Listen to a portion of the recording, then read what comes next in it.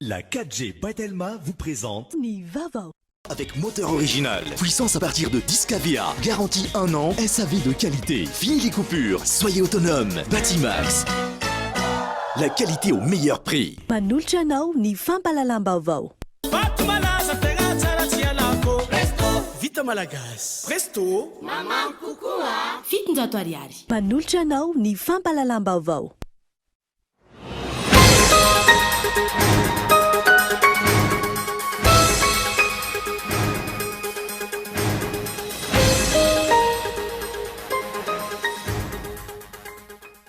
Anana tombony lehibe amin'ilay fihaonana faharoapolo izay ahitana ireo filoham-pirenena sy mpitondra fanjakana afrikana ny firenena malagasy raha ny fanehoan-kevitry ny pahy fifandraisana iraisam-pirenena ankoatra ny eo amin'ny lafiny ekonomika sehatra maro no hivotra anatin'izany. Nomarihana androany ny fankalazana ny fetim-pirenena frantsay amafisin'ny masivoan'ny Frantsa eto Madagasikara. Nandritra izany ny fifandraisan'ny firenena frantsay sy amin'ny Madagasikara manoloana ny fiatrehana ny valinaretana ny fampandrosoana ny firenena sy ny ladinika mahakasika ireo nosy malagasy.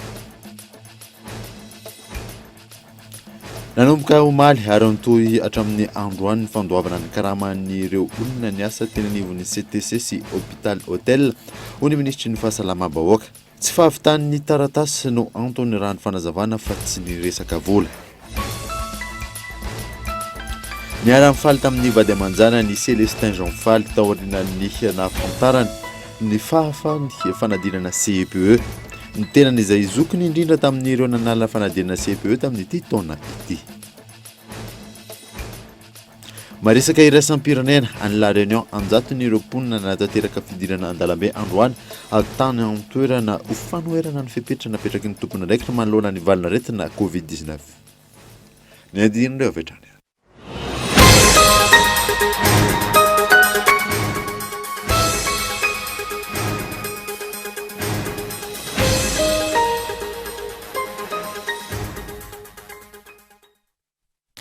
Fanaritra tompoko lasy tompoko vavy fotoana vaovao eto amin'ny Kolo TV manasanaora anaraka izany hatramin'ny farany.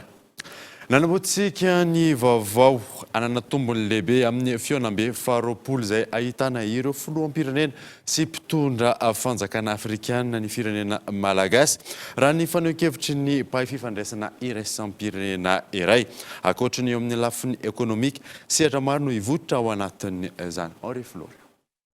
Ho tanterana ao Abidjan, Côte d'Ivoire manomboka rapitso ny fihaonam-be faharoapolo ahitana ireo filoham-pirenena sy mpitondra afrikana eo anivony fikambanana iraisam-pirenena ho an'ny fampandrosoana na ny IDA 20. Isolo tena any Madagasikara any an-toerana ny filoham-pirenena Rajoelina Andry. Ny IDA izay ratsa mangaika ny vondron'ny banky iraisam-pirenena izay efa mpiaradia amin'ny firenena malagasy ho amin'ny fampandrosoana ny Madagasikara indrindra fa eo amin'ny sehatry ny fahasalamana, ny fanabeazana, ny fiahiana ara-tsosialy, eo amin'ny sehatry ny fizantany, ny toe-karena miankina amin'ny haitao arakajy mirindra. Hanana tombony lehibe amin'ity fihaonana ity Madagasikara raha ny fanehoan-kevitry ny pahay fifandraisana iraisam-pirenena. Moyen anankiray, fotoana anankiray tena tokony anaovan'ny filohan'ny République exposé momba ny CVO plus les préventifs sy ny CVO plus curatif. Ny frantsay indrindra ny RFI tsy miresaka mihitsy an'ilay hoe nisy fitavalopolo isan-jato teo sitrana tamin'ile fanafody ampiasaina teto amintsika iny fa zavatra hafa miresana ary teo aloha koa izy nanapotika ny mahazo Madagasikara eran'izao tontolo izao.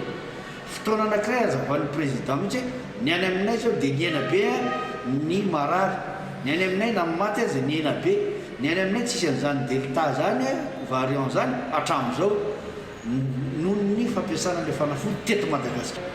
Satria aza donona fa naposy amin'ny frantsay mihitsy ingeny ny journaliste afrikana anao ohatra karazana lombary antasy amelezana Madagasikara fotsiny momba ny dile hoe CVO plus ty. Tsy aivana fa isan'ireo firenena nahazo famatsim-bola betsaka indrindra avy amin'ny mivondron'ny banky iraisam-pirenena amin'ny alalan'ny IDA Madagasikara. Ny tombo avo telo eny izany tamin'ity taona 2020 ity ka nahatratra hatramin'ny $1 miliara raha toka manao didina ny $100 ka hatramin'ny $300 zany isan-taona izany famatsim-bola izany hatramin'izay.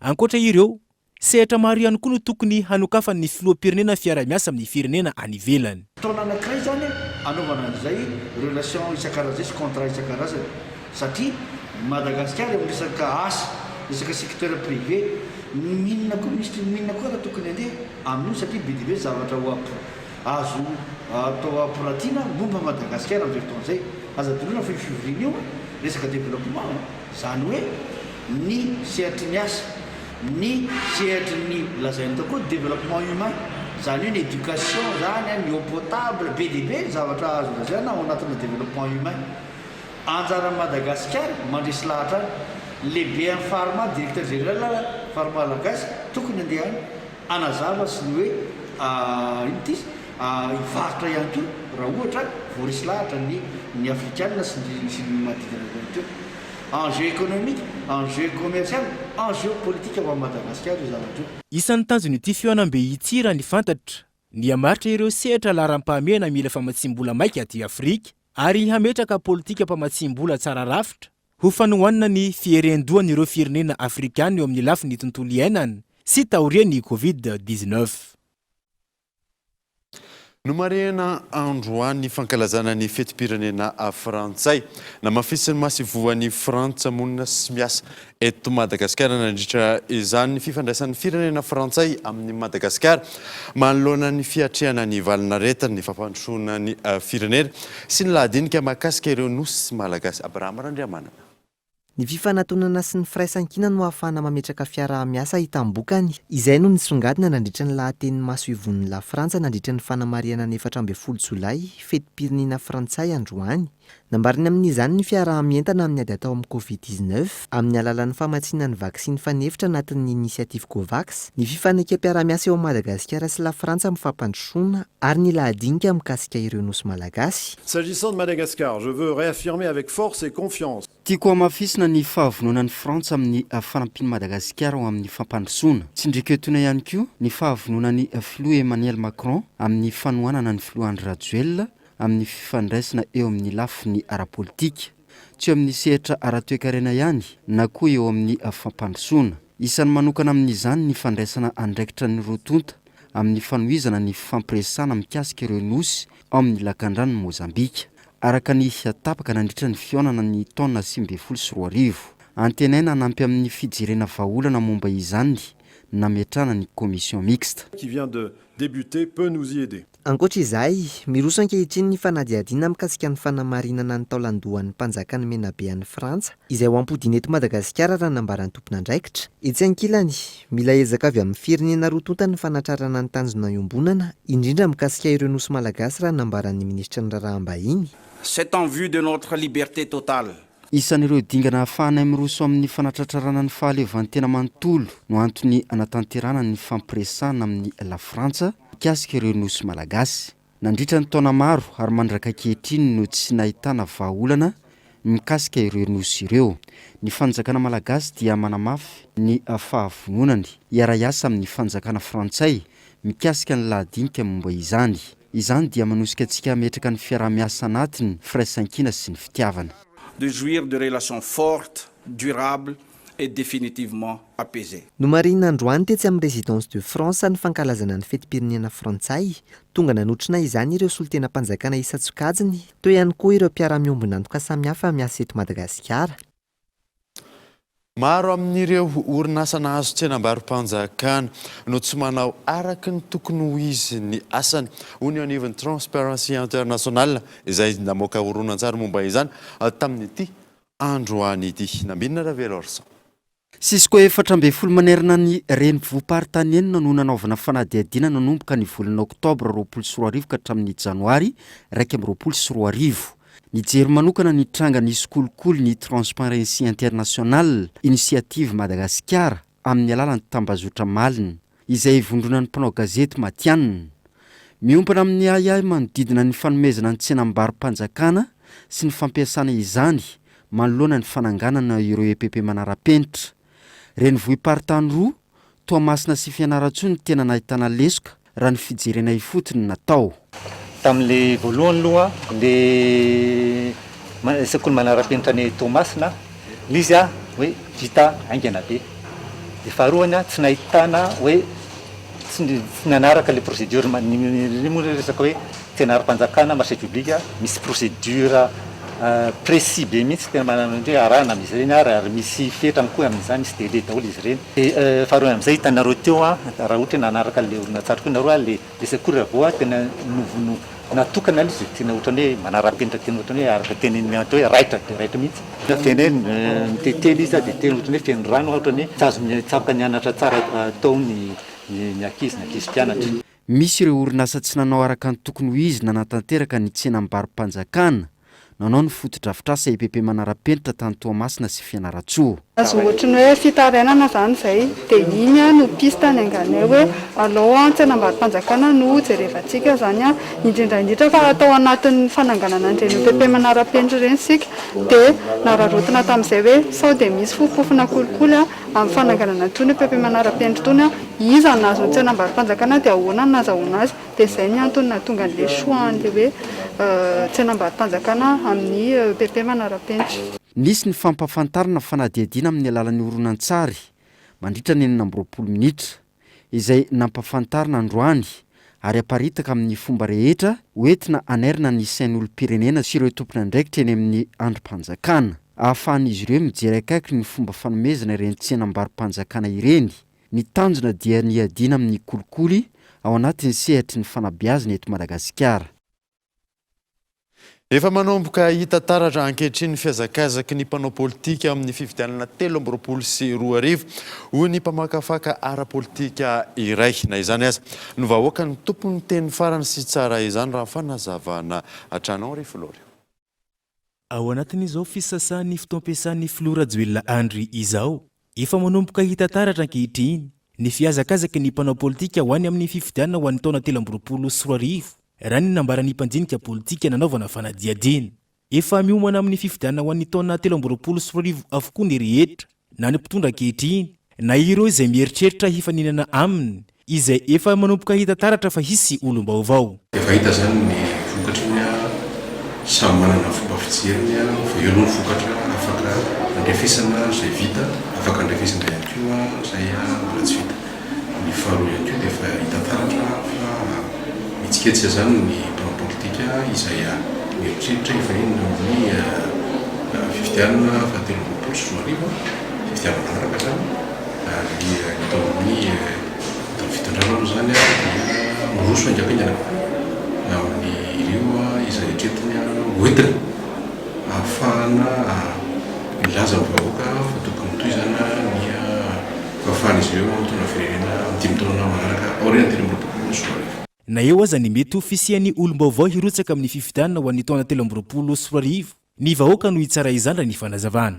Tsy ny fisina na ny fisina olom-baovao ny zava-dehibe fa ny olom-baovao ara-pasoa ara-patsara efa tonga fa ny vahoaka tsara indray hoe tsara le olom-baovao raha ohatra ka tsy navitany teo aloha aty izy rivotra vaovao misy koa ny olom-baovao nefany izay tsy tretony vahoaka hoe mbola tsy vonona izay ifidy an'ity olona ity na mbola tsy mety aminay ity olom-baovao ity dia tsy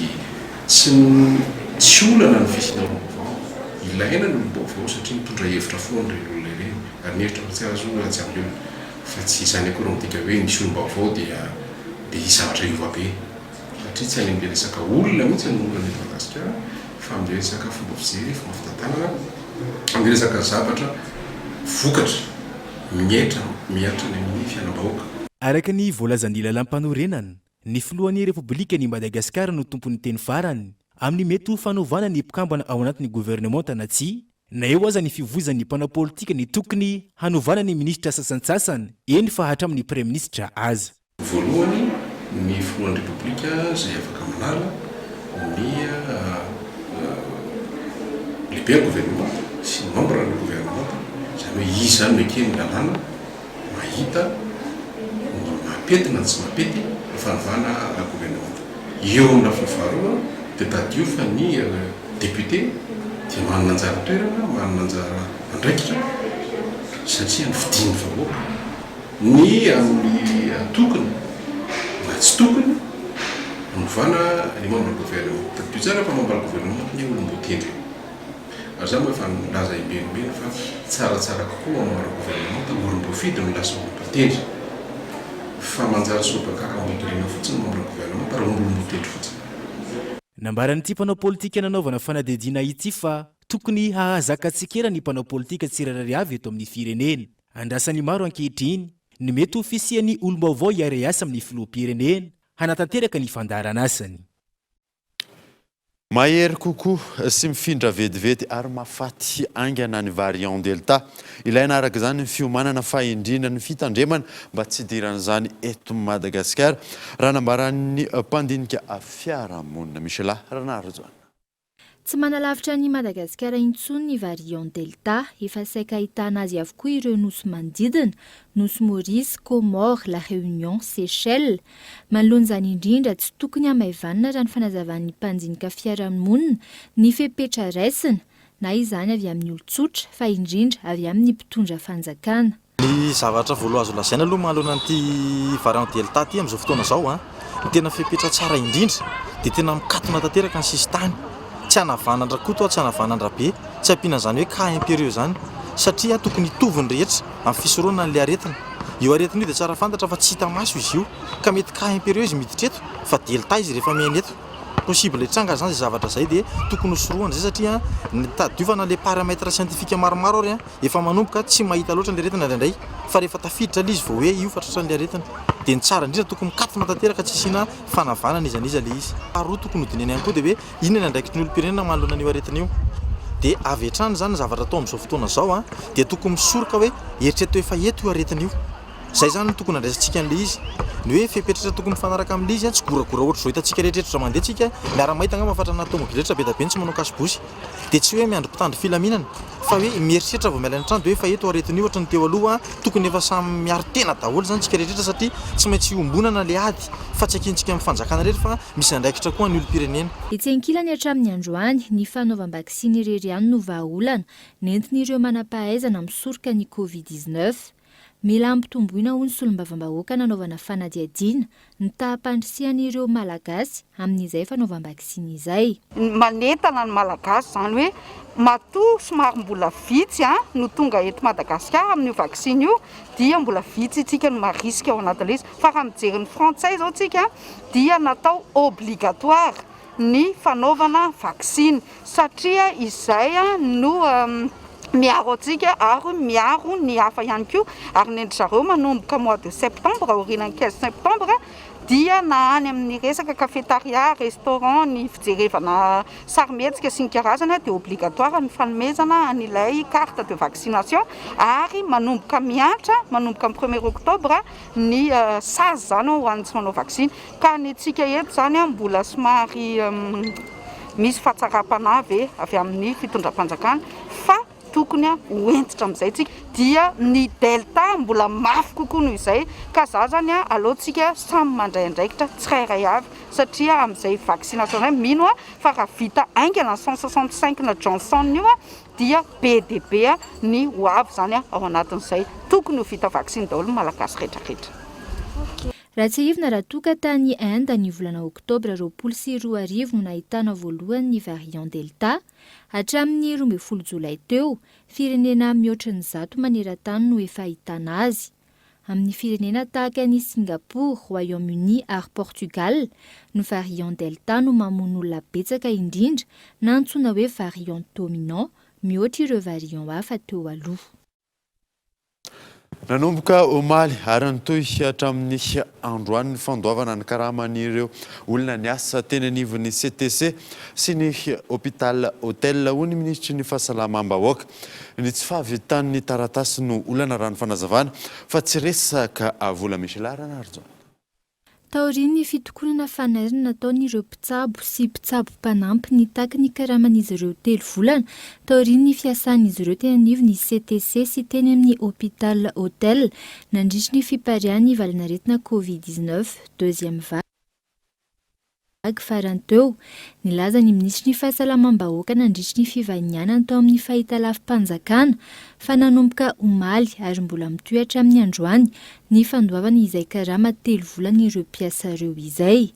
Tsy ny tsy fisian'ny vola ho izy no antony nahatara ny fandoavana izany, fa ny tsy fahatomombanana teo amin'ny taratasy notakiana tamin'ireo mpiasa ireo. Mariana aloha fa efa nisy ireo nahasitraka voalohany an'izany karama izany, ary misy ireo ambiny izay mbola tsy nisitraka satria nisy ny fikarakarana ny taratasy izay tsy maintsy natoro mihitsy ary reny olona reny nampiny izy ary izay zavatra zany no niteraka n'le hoe nisy nahazo voalohany ataontsika hoe première vague koa zany ary ny faharoa zany ny deuxième vague izay nikarakaraintsika vokatra an'izay. Ankehitriny nefa dia tiako ny milaza androany fa hatramin'ny maraina dia efa nanomboka nisitraka ireo deuxième vague ireo, zany hoe na ny première vague na ny deuxième vague dia nahazo ny karama ny 3 volana avokoa. Ary zay tena hitako hoe zava-dehibe zany zay ampahafantarina mihitsy. Raha ny antontanisa miisa 700 ireo mpitsabo sy mpitsabo-panampy no raisy ny fitondram-panjakana anatevin-draharaha nandritry ny deuxième vague iny. Mifanaraka amin'ny asan'ny tsirairay raha ny fanazavana trano ny karama raisina. Raha tsy ahivy ny fifanarahana arakasa an-tsitrapo mandritry ny herintaona ny fanarahan'izy ireo tamin'ny fanjakana, mbola mitohy izay fifanarahana izay na efa tsy misokatra intsony aza ny CTC sy ny hôpital hôtel. Taka mazatra anaraka dokavatra isika meloana dirantsika amin'ny tapany faharoan'ny vaovao rehefa avy eo.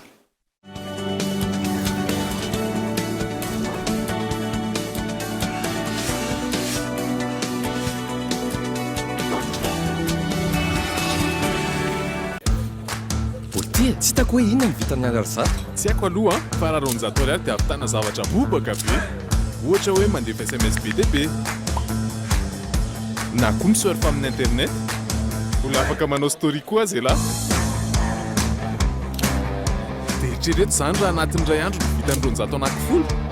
Io foana ary le finday mahazo mega na SMS ohatra ny avoloeny miaraka amin'ny lot 200 mahazo 50 SMS sy na 50 mega amin'ny vidiny 200 ariary monja. Tsindrio ny dièse 322 étoile 63 dièse.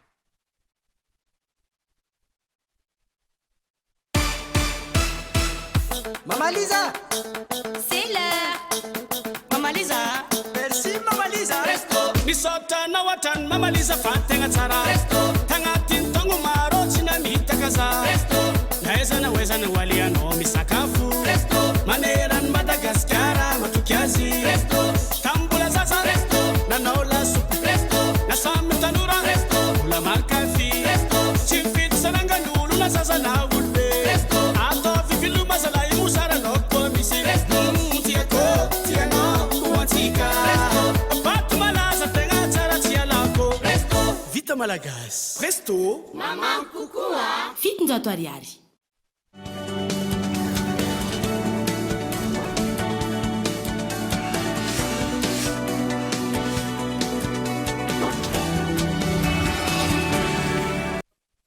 Miditra ny tapany faharoan'ny vaovao isika. Ny valy ny fangatahana nataon'ireo mpiasan'ny postra malagasy nanao fitokonana nanomboka ny 17 volana jona lasa teo ka nanomboka androany ny atony fitokonana. Nambaran'ireo tompon'andraikitra eo anivon'ny ministera fa misy amin'ireo fangatahana ireo no mbola ho atolotra eo anivon'ny filan-kevitry ny gouvernement ny alarana Efson. Fanesorana ireo sora-bavety nonana mariana ireo mpiasan'ny postra malagasy nanao fitokonana nandritra ny 14 andro teny Antaninarenina ny andron'ny androany. Ary milaza aminareo fa anajanona ny hetsika izay efa natomboka na teto amin'ny Antananarivo izany na any amin'ny faritany rehetra any. Omaly no novaliany teo anivon'ny ministeran'ny postra sy ny fampitandavitra ny fangatahana nataon'izy ireo ary androany no natao ny fifanaovan-tsony fanekena teo amin'ny ministra tompon'andraikitra sy ny syndikan'ny mpiasa ny lamina napetraka. Nankataovan'ny ministera avokoa ireo teboka sy fanangatan'ireo mpiasa raha ny fanazavan'ireo tompon'andraikitra sangy misy amin'izy ireo no tsy maintsy miandry ny fankatoavana avy eo anivon'ny filan-kevitry ny gouvernemanta. Teboka sivy izy tao anatin'izany ny statut. Ny statut ny postra zany. Ny fanarahana ny statut fa ziaraka ny rototany telototany. Iarahana do zany. Ny équipe ministère, ny équipe ministre, miaraka amin'ny syndicat, miaraka amin'ny équipe direction générale, miaraka amin'ny CA, kan rehetra fa hiaraka amolavola io resaka statut omena ny postra malagasy io satria anisany teboka zay na fanafana io resaka statut io nandritra nyreny le fanehoan-kevitra teto reny. Anisany nodinina tao koa le resaka hoe privatisation sa filialisation. Ny nanaoviny ao anaty SNI ao dia tolo-kevitra nomeny avy aty amin'ny syndicat hoe filialisation no ekenay fa tsy privatisation no siniavina zany zavatra zany a. Ankoatra izay, ho afianganana ihany koa ny intégration ny ireo mpiasa ECD eo anivon'ny postra malagasy raha ny fanazavana hatrany. Ny lalàna sy fitsipika narahana hatramin'izay mantsy dia hoe zay nahafeno enitaona ihany. Fa ministra dia tena nandahy mihitsy omaly hoe tsy le enitaona ihany ka fa ho jerena mihitsy hoe ahoana ny fomba ho atao mba ahafahana miintégré ny zay ex-ECD ho filazantsika azo atao postra azy. Zany hoe ny ex-ECD rehetra zany dia ho jerena miaraka ny fomba ahafahana miintégré azy ato anaty mba ho lasa mpiasa-panjakana ireo ex-ECD ireo. Iaraka ny ministre sy ny côté postra malagasy hijery ny fomba ahafahana manoratra amin'ny postra malagasy ny fananany ny trano na ny tany postra zay ampiasain'ny postra malagasy zay efa voalaza ao anatin'ny lalàna raha teo moa izy io. Miverina hiasa zato isan-jato faraka izany ireo mpiasa eo anivon'ny postra malagasy ary tsy maintsy anentsika ireo afahatarana nisy nateraky ny fitakiana raha ny fanazavany ny tare jeneraly ny postra malagasy. Nambaran'ireo mpiasa androany fa ho atsaraina hatrany ny tolotra omeny ny postra malagasy. Nahitana fiakarany 9 isanjato raha oharina tamin'ny taonan'asa ireo mpiadina voasoratra anarana hiatrika ny fanadinana mpanjakana baccalauréat amin'ity taona ity araka ny antotanisy avy ao anivon'ny ministera tompona andraikitra Henri Florio. Araka ny antotanisy avy ao anivon'ny ministera ny fampianarana ambony sy ny fikarohana ara-tsiansa nahitana fiakarana 9 isanjato ny tampisoratana anarana ho an'ny fanadinana mpanjakana baccalauréat amin'ity taona ity. Misy sokajy telo lehibe no safidiana ny mpiadina.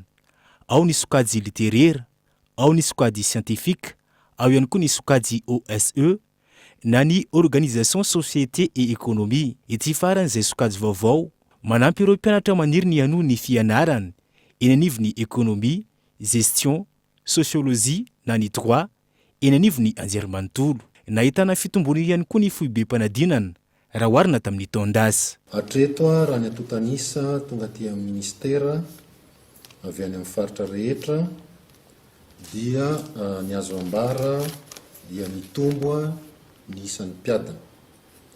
Izany hoe raha 164,337 ny isan'ny mpiadina tamin'ny taona 2020 dia 196,084 ny isan'izy ireo amin'ity taona 2020 ity. Manaraka an'izany koa moa dia mitombo zany ny isan'ny toerana fanaovana ny fanadinana na ny centre d'examen. Izany hoe raha tamin'ny taona 2020 izy dia 423 dia tamin'ity taona ity 2020 dia mitombo 12 ny isan'ny centre ka nahatratra 435.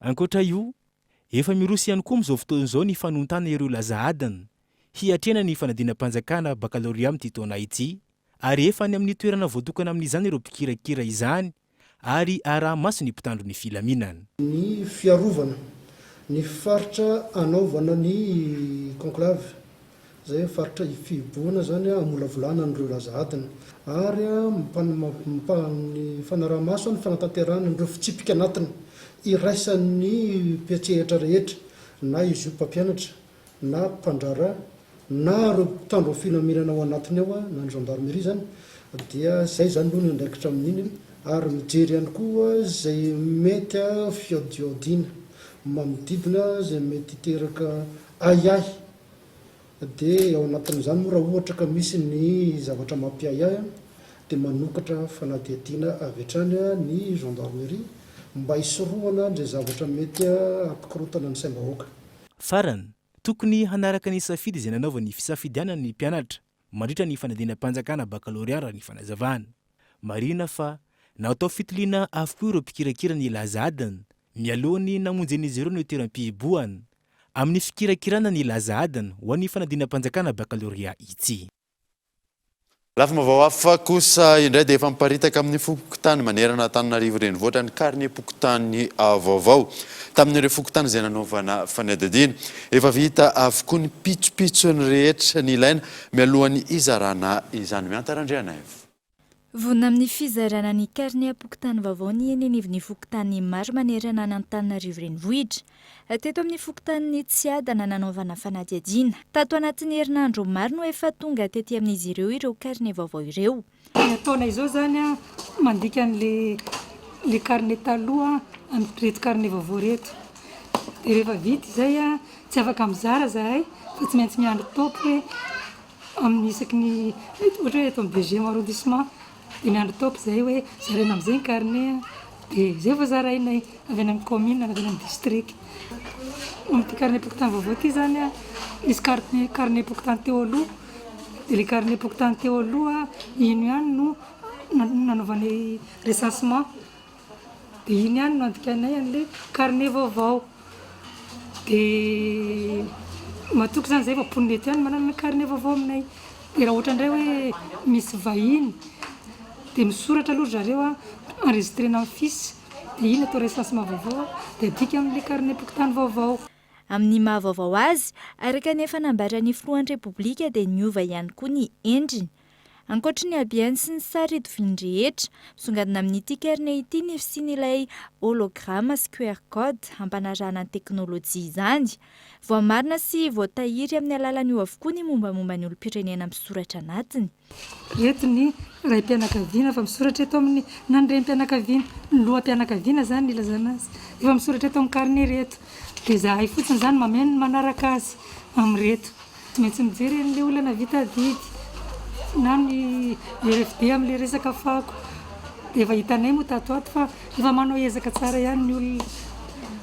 Dia miankina amin'izay no ahafahanay manoratra ato amin'ny karne vaovao hoe na voaloha didy izy ihany na voaloha fako. Ankoatra ny fandrindrana ny eny amin'ny fokotany, olana maro no andrasana ho vaovan'ity karne vaovao ity.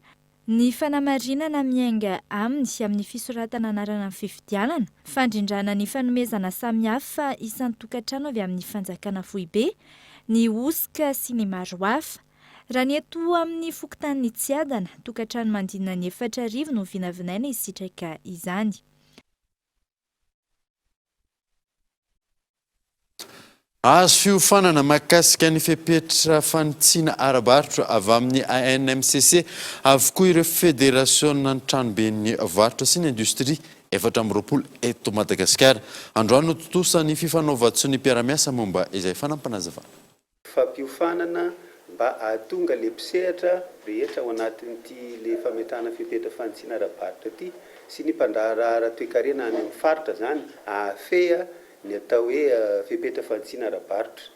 Dia ny dikan'ilay hoe mahafehy zareo zany mba ahafahany zany raha ohatra ka misy ny ankety sokafana dia afaka mandray anjara izy ao anatin'izay hoe hitondra makaiza zany raha ohatra hoe misy mesure anankiray apetraka hoe misy tombontsoa atsika ve sa tsisy.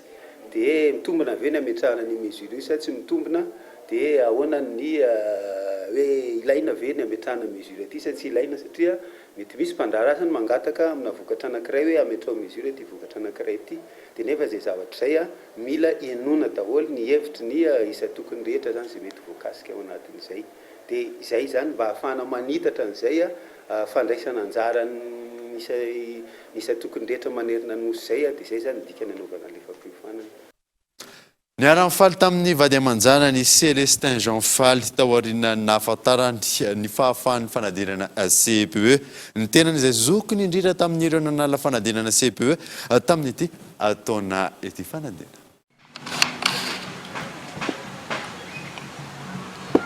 Nana fa be malaka lasety ambana reny madiskito na zany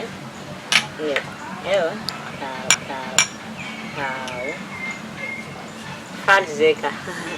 Afaliana ny an'i Célestin Jean Faly antsoina hoe Raselesy rehefa nampandrenesiny ilay mpampianatra Courage fa afa-panadinana CPE ny tenany.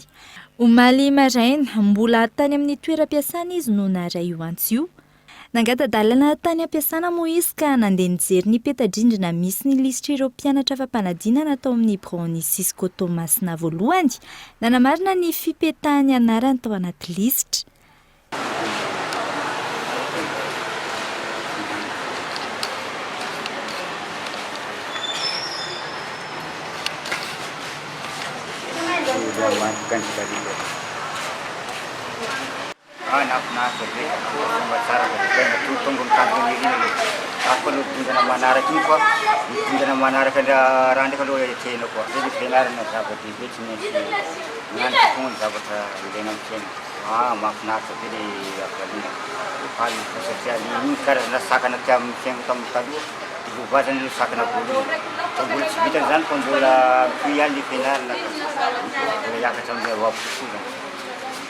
Zany mbola noho hianatra zany ianao? Niasa manao ahoana amin'izany? Niasa amin'izany dia tena izy mihitsy moa zavatra hitadiavana an'andry satria mba ho tsaratsara ny fari-piainantegna amin'ny raha satria iany tatsindry ilay amin'ny fiainantegna rehefa misy raha dia ilay mitaty an'izao zao nefa antegna mifolo taona zany miasa dia raha misy zavatra atao dia mety hoe mitaty an'izao raha karan'izao na manana BPC anao dia ny CP ihany tadiavina eka tsy mety raha CP ihany fa tsy maintsy alagna zany izy te iny zany karazana misakana fiaina aloha zany iny olona tsy maintsy vahana fotsiny zany raha tavandra hoe mengatra zany aloha dia karazana mengatra mandrak'izay zany tegna zany tsy ho azo an'iny mihitsy ianao raha hoe andala engatra. Olona tsy dehibe resaka izay Raselesy, vitsy no malala fa mbola niverina nanala CPE ny tenany na ny tao amin'ny fianakaviany azy. Raha tsy ivina, izy no zokiny indrindra tamin'ireo mpiadina niatrika ny fanadinam-panjakana CPE 2024 amin'ny 1 volana Oktobra ho avy izao i Raselesy no feno 15 taona, manambady amanjanaka izy ary monina ny botanika Thomasina faharoa izy ireo. Mpanamboatra pompon-drano no tena asan'ny Raselesy, mahay resaka sodira ihany koa ny lehilahy ka mifameno eny ireo asa roa ireo. Efa indroa izy no naretolotr'asa ao amin'ny orinasa fanaovana sodira ka io mari-pahaizana CPE foana no sakana tsy nahafahana indray anjara tamin'izany. Amin'izao fahafahany ny fanadinana CPE izao, miandry ny ahafahany mandray anjara amina tolotr'asa manaraka i Raselesy hoy izy mba ahafahany mikarakara ny ankohonany. Tsy ivina ny alatsinainy alina teo no nivoaka ny valim-panadinana CPE tao amin'ny farim-piadidinam-pampianarana Thomasina voalohany. Mpianatra miisa 720 no nisoratra anarana ka nikatroka tamin'ny fitoeram-panadinana miisa 720. 720 faingo 320 isanjato no tany afaka fanadinana tamin'izany. Atoboka ny fanamboarana ny lalana manangotry an-dranomasina Tonaliaro izay mampitaraina ny mponina hatramin'ny zay fotodrafitrasa maharitra no ilaina amin'izay izay misy ny fiara-miasa ny mpitondra fanjakana sy ny tetikasa defiga eto Andriasilava. Olana lehibe amin'ny famoaham-bokatra ho an'ireo tantsaha ao amin'ny valeta-dranomasina Tonaliaro ny afaratsiany lalana ao amin'ny RIP 118 ao Manangotry. Ankoatra ny mahasopotry ny faritra Anosy sy Andro ity toerana ity, manana ny mampiavaka azy ihany koa izy amin'ny sehatry ny fizahantany. Patrimoine mondial izy ity moa zany, manana mahizizy anazy. Nefa jerevasika zao ny lalana tena ratsy be. Fa isorana ny Andriamatoa filoham-pirenena aloha ny hijerevana anazy. Sy vitan'izay fa tena fiainany faritra Anosy misy ty commune fito atao Valiambodro. Izay eo ambadika ao. Mamokatra ary tena mamokatra sy faritra Anosy ihany fa ny faritra Androy. Dia mbola aty no mamatsy ara-sakafo anazy. Noho izay ilaina tena ilaina ny fanamboarana an'ity Manangotry ity. Raha ny vahoaka ao amin'ny Valiambolo moa zany dia maniry. Ary dia tena maniry ny ho fanamboarana anazy tanteraka ity satria hatramin'ny taxi borosy ity lafo be ny frais. 15 000 ariary 78 km. Hatramin'ny gony 10 000 ariary 50 kilo. Dia ahoana nefa tany mamokatra amina vary na balahazo na la vanille. Araka izany, iroso amin'ny fanamboarana ny lalana ny fitondram-panjakana ankehitriny ary atao pavé sy makadama ny lalana ampaharitra ny fotodrafitrasa noho izy faritra Mandolava. Velom-boly ny vahoaka ao an-toerana amin'izao fotoana manoloana izao ezaka ataon'ny mpitondra fanjakana izao ary isany anampibetsaka amin'ny fanamboarana ny tetikasa defi. Mijaly ireo tantsaha amin'ny famoahana ny vokatra dia lasa avidian'ny olona mora loatra ny vokatry ny tatsaha. Dia isan'ny teknika ho ampiasaina amin'ity moa zany satria ity tany mando a dia ny fanamboaran-dalana maharitra ny tanjotsika dia ho atao amin'ity zany a ny resaka pavé a, ny resaka makadama ho asiana zany ny lalan-drano a sy ny karetrany sy ny karazany a satria zavatra maharitra napetrakintsika dia ho atao ihany koa ny béton a amin'ny faritra izay tena ilana azy. Nidinay fotony nijery ireo teboka mainty na point noir amin'ity lalana ity. Ireo tompona andraikitra niaraka tamin'ny mpandraharaha amin'ny sehatry ny fanamboaran-dalana ao an-toerana. Tanjona ny avitan'ny lalana ao anatin'ny fotoana fohy, analana ny fahasahiranan'ireo mponina sy ny fanamorana ny fahafahana mivezivezy. Maresaka iraisam-pirenena any Frantsa totosa androany teny amin'ny Champs-Élysées ny fanamariana ny fankalazana ny fetim-pirenena frantsay miisa 5,000 ireo nandray anjara tamin'izay matso lehibe izay fanadina. Any Frantsa no tanterahina androany teny amin'ny Champs-Élysées ny fanamariana tamin'ny fomba ofisialy ny fankalazana ny fetim-pirenena frantsay izay nitarihin'ny filoha Emmanuel Macron. Tsy toy ny tamin'ny taon-dasa niverina araka ny fomba nisy hatramin'izay ny fanatanterahina izany na teo aza ny fisian'ny valanaretina.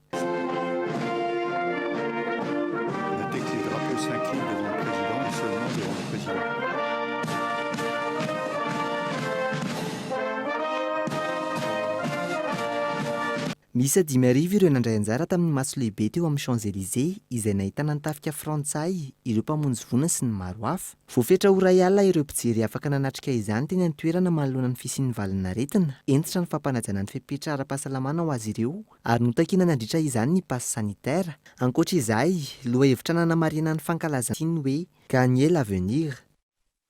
Maresaka iraisam-pirenena izay hatrany dia any La Réunion anjato ireo mponina nanatanteraka fidinana an-dalambe androany tany an-toerana ho fanoherana ny fepetra napetraky ny tompona andraikitra manoloana ny valanaretina Covid-19.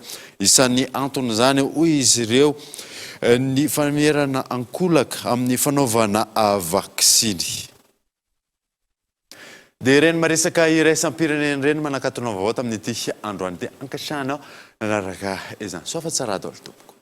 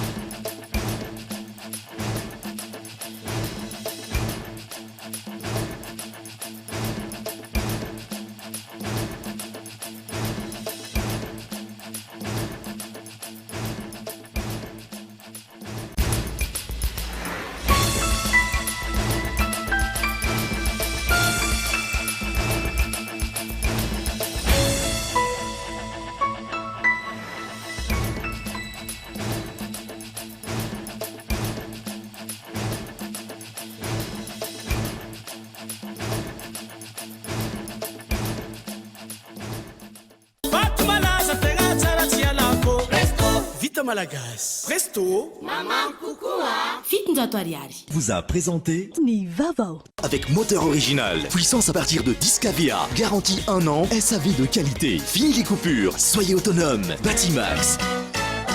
La qualité au meilleur prix. Vous a présenté Ni Vavao. La 4G by Telma vous a présenté Ni Vavao.